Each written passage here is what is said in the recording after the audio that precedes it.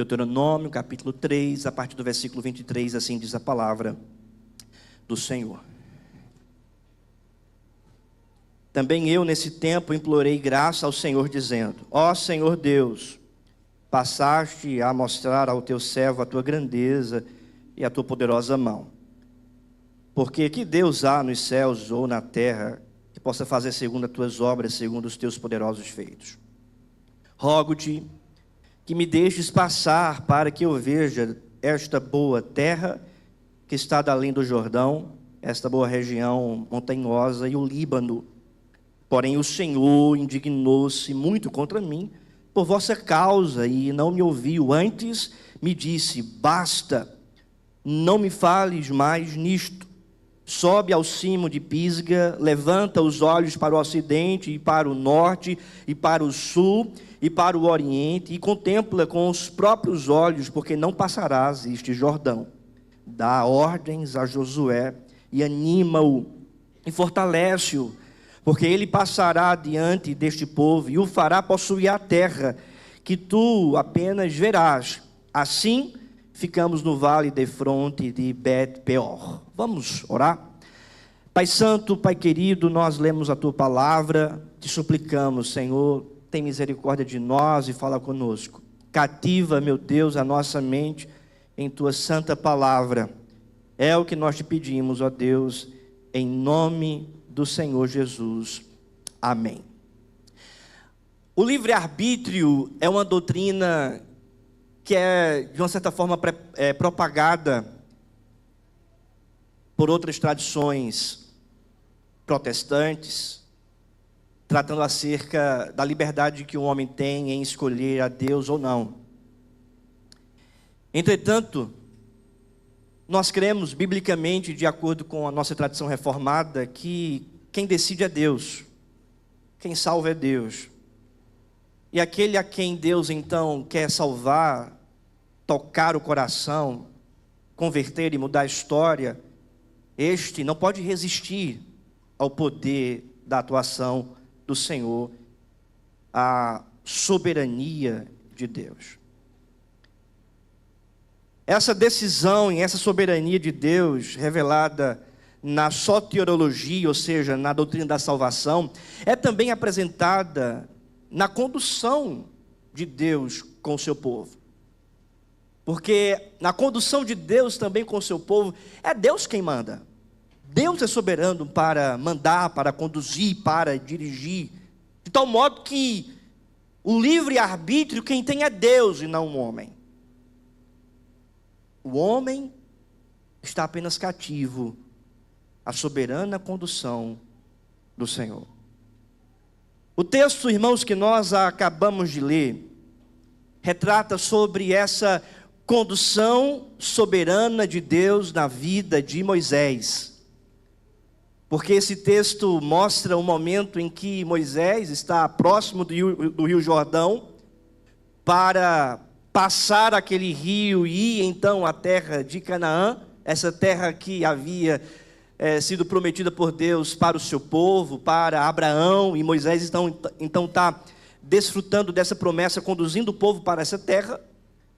Mas então Deus diz para Moisés: você não vai passar o Jordão. Existe uma promessa, existe uma terra, eu estou conduzindo o meu povo, mas você, Abraão, não vai entrar. Por mais que você queira entrar, por mais que você deseje ir, o pecado do povo e o seu pecado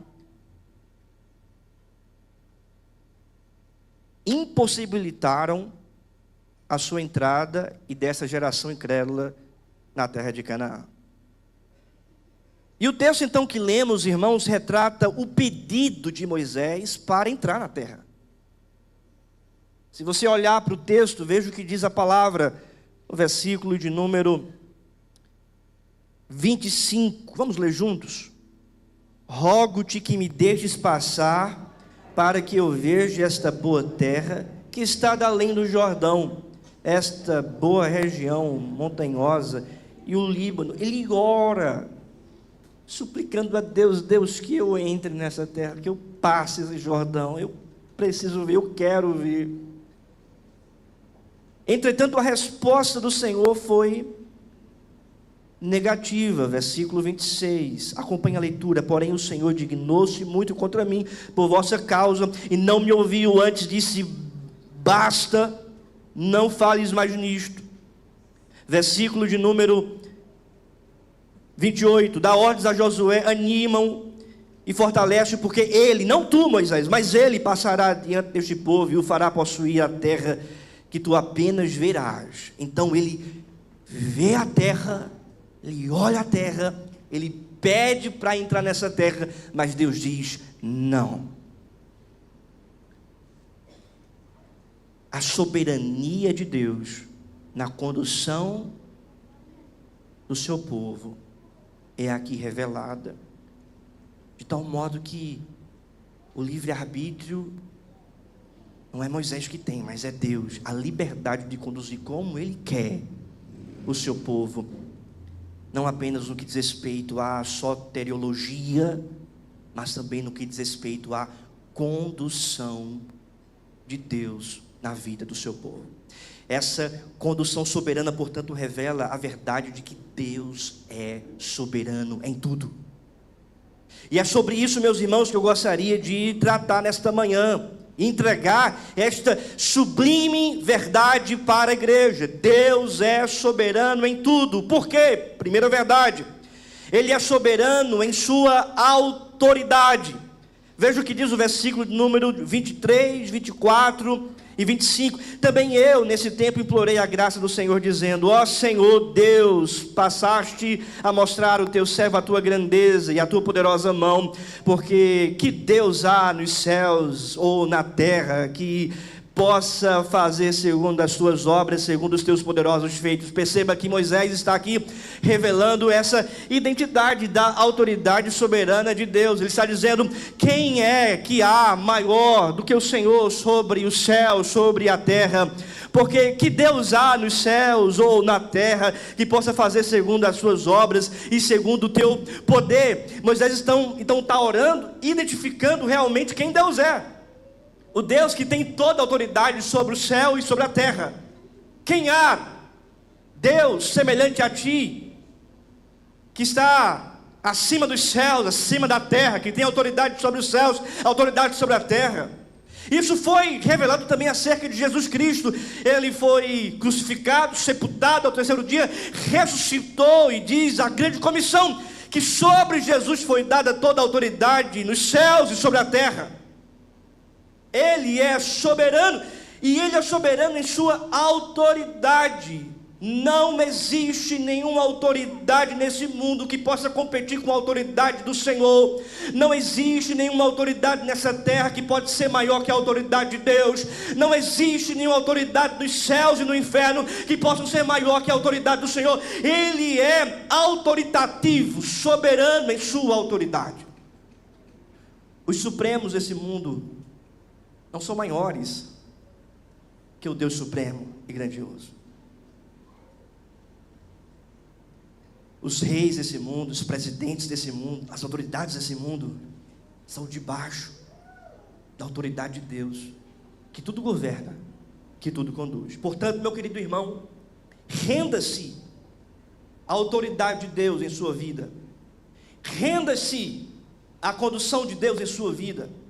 Renda-se de uma vez por todas, não apenas na sua teologia, na sua salvação, na sua conversão, mas também na sua vida diária, na sua vida cristã. Renda-se à autoridade de Deus sobre a sua vida. Não é a minha vontade, é a vontade de Deus. Não é a sua vontade, mas é a vontade de Deus. Não é o que eu quero, mas é o que Deus quer. Não é o que você deseja, mas é o que Deus deseja sobre a sua vida. E eu aplico também essa verdade para as crianças que estão aqui. Atente, crianças, meninos, meninas, filhos, filhas, entendam, nós precisamos obedecer a Deus, porque Ele é maior na nossa vida, Ele tem autoridade, toda a autoridade. Sabe o que isso significa? Que Ele é mais importante, é a pessoa mais importante da nossa vida. Ele é o Criador dos céus, Ele, Deus, é o Criador da terra, É por isso que a gente deve obedecer, porque Ele é o Criador de todas as coisas. Você papai, você mamãe, você tem que obedecer a Deus.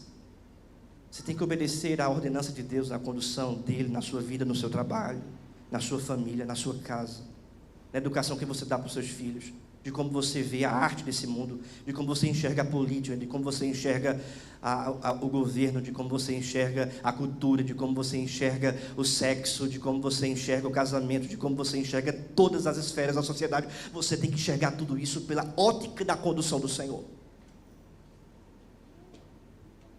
Amém? Segunda verdade, irmãos. Ele é soberano.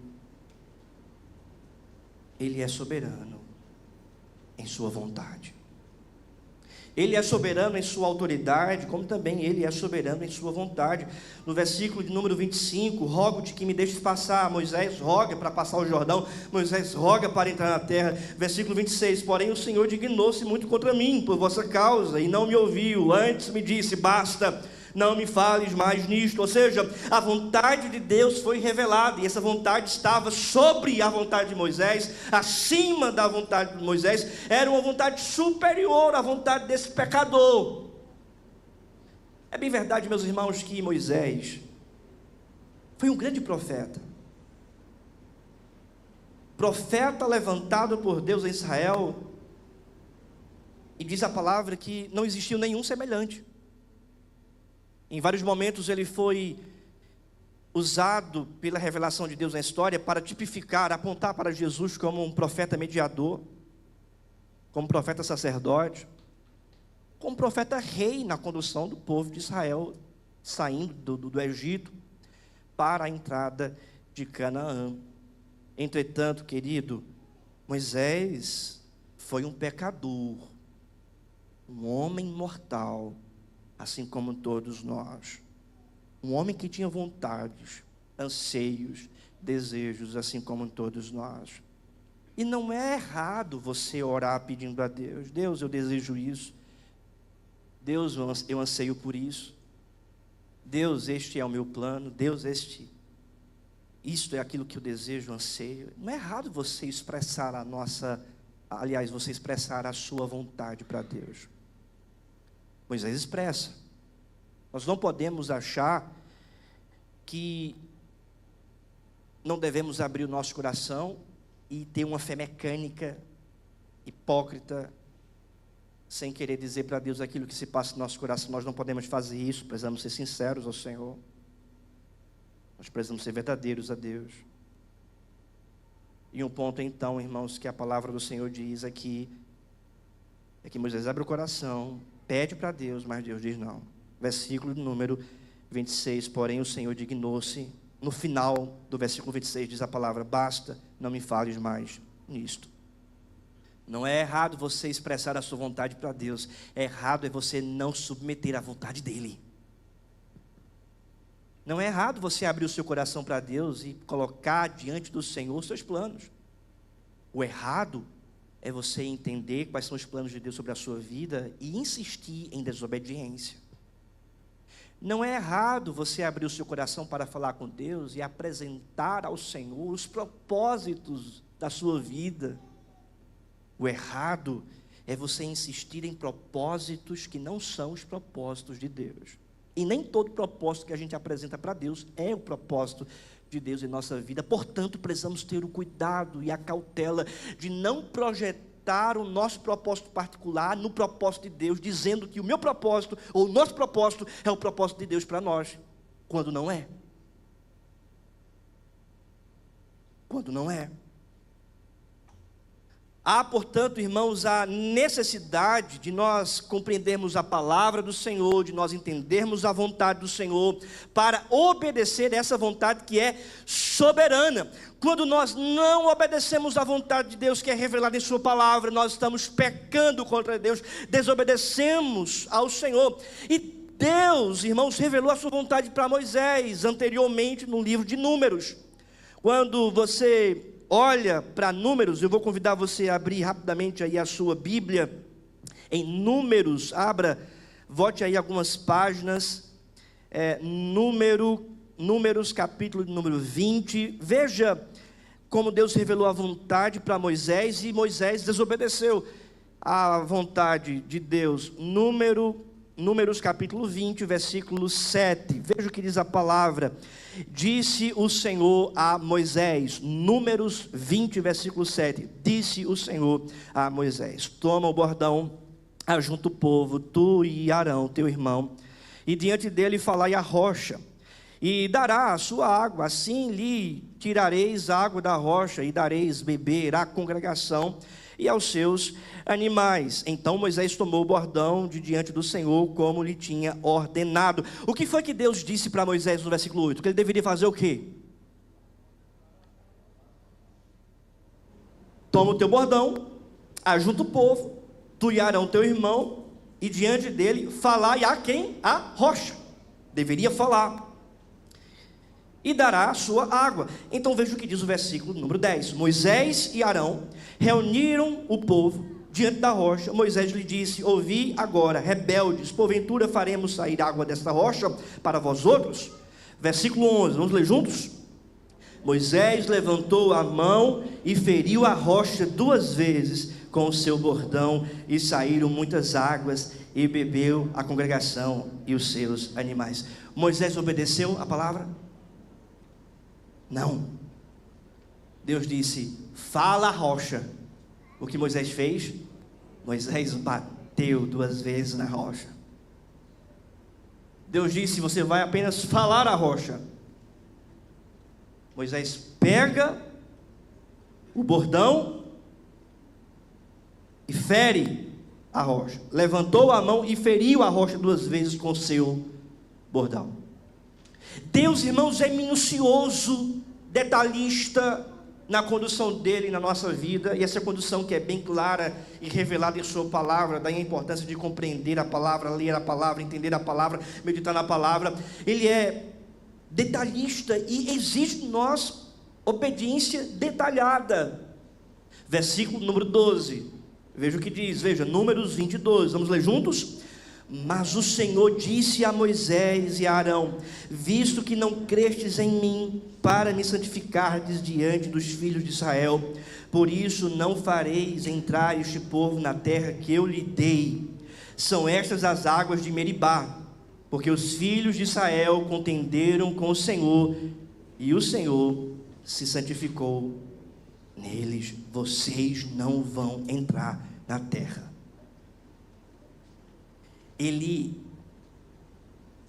associa a desobediência com a incredulidade, dizendo: vocês são incrédulos porque vocês não obedeceram a minha condução. Agora volte lá, irmãos, para Deuteronômio 3, adiante aí algumas páginas. Deuteronômio 3, versículo número 26. Porém o Senhor indignou-se muito contra mim por vossa causa, e não me ouviu antes, e me disse: basta, não me fales mais nisto. Ou seja, ele foi impedido de entrar na terra de Canaã por causa do seu pecado, por causa da sua desobediência. E aqui vai um alerta para nós, irmãos. Deus é soberano em sua vontade. É por esta razão que nós devemos nos submeter à vontade de Deus, à vontade revelada do Senhor, porque a vontade dele é soberana. Nós não podemos projetar a nossa vontade no colo de Deus. Nós não podemos dizer que a nossa vontade é a vontade de Deus, porque muitas vezes essa vontade não é. Nós precisamos aceitar a vontade de Deus e nos submetermos a ela, para não pecarmos contra Deus, porque se nós desobedecemos a vontade dele, que é soberana e deve prevalecer sobre a nossa vida, estaremos pecando. E esse pecado é chamado também de incredulidade, por não confiarmos na palavra de Deus. E muitas vezes nós não queremos confiar na palavra de Deus, porque somos guiados pela vista, porque somos guiados por aquilo que nós queremos desfrutar desse mundo, do ponto de vista da nossa carnalidade. Porque muitas vezes nós queremos o lucro e não confiar na vontade de Deus. E aí abrimos mão muitas vezes dos princípios éticos da palavra do Senhor que nos conduz no trabalho, abandonamos tudo isso para ter mais lucro. Precisamos, irmãos, confiar em Deus, precisamos ser crentes e ter uma vida de fato conduzida pela vontade soberana de Deus. Sabe por quê? Um alerta para você. Você que acha que o pecado e a sua desobediência a Deus afeta só você. Um alerta para você. Quando você peca, você não faz mal somente a si. Você faz mal a quem você mais ama. Porque perceba o que diz o texto no versículo número 26. O Senhor indignou-se muito contra mim por vossa causa, e não me ouviu. Note que o texto sagrado afirma que não foi especificamente por causa de Moisés, mas por vossa causa. Pela causa de outros, Moisés foi impossibilitado de entrar. Veja o que diz anteriormente no versículo 37 do capítulo 1 de Deuteronômio. Deuteronômio 1, versículo de número 37. Vamos ler juntos? Também contra mim se indignou o Senhor por causa de vós, dizendo: também tu lá não entrarás. Adiante umas páginas de sua Bíblia e vá para o capítulo 4, Deuteronômio capítulo 4, versículo número 21. Vamos ler juntos? Também o Senhor se indignou contra mim por vossa causa, e jurou que eu não passaria o Jordão, e não entraria na boa terra que o Senhor teu Deus te dá por herança. Se indignou contra mim por vossa causa. O seu pecado afeta as pessoas ao seu lado. O seu pecado não afeta apenas a você, afeta pessoas que você ama. O seu pecado não destrói apenas a sua vida, mas destrói a vida das pessoas que estão ao seu lado. Ah, pastor, eu peco, eu desobedeço, mas eu estou fazendo mal somente a mim. Não, meu querido, você está fazendo mal ao seu marido, fazendo mal à sua esposa, fazendo mal aos seus filhos, fazendo mal à sua casa, fazendo mal aos seus amigos, fazendo mal à igreja, porque conforme diz a palavra, o apóstolo Paulo afirma que um pouco de fermento, um pouco de pecado leveda toda a massa, e se não for tratado, irmãos, a destruição. Portanto, renda-se à autoridade de Deus e também à vontade soberana de Deus, que é boa, perfeita e agradável. A terceira e última verdade, irmãos, é que Deus é soberano em seu poder. Por que Ele é soberano em tudo? Vamos lembrar? Porque Ele é soberano em sua autoridade, porque Ele é soberano em sua vontade, e porque Ele é soberano em seu poder. Porque perceba o que diz o texto no versículo de número 27, do capítulo 3 de Deuteronômio. Sobe ao cimo de Pisga, levanta os olhos para o ocidente, para o norte, para o sul e para o oriente, e contempla com os próprios olhos, porque não passarás esse Jordão. Sabe o que Deus está dizendo para Moisés? Moisés, olha para tudo, olha para toda a terra. Essa terra que é habitada por gigantes, essa terra que tem Jericó com uma grande muralha, essa terra que impossibilita vocês de entrar porque existe um rio grande, Jordão, e vocês não são marinheiros, essa terra que tem impossibilidades, eu vou dar ao meu povo, porque eu vou revelar o meu poder. Olha para essa terra. Mais adiante, Deus diz assim no versículo número 28, dá ordens a Josué, anima-o e fortalece-o, porque ele passará diante de ti este povo, e fará possuir a terra.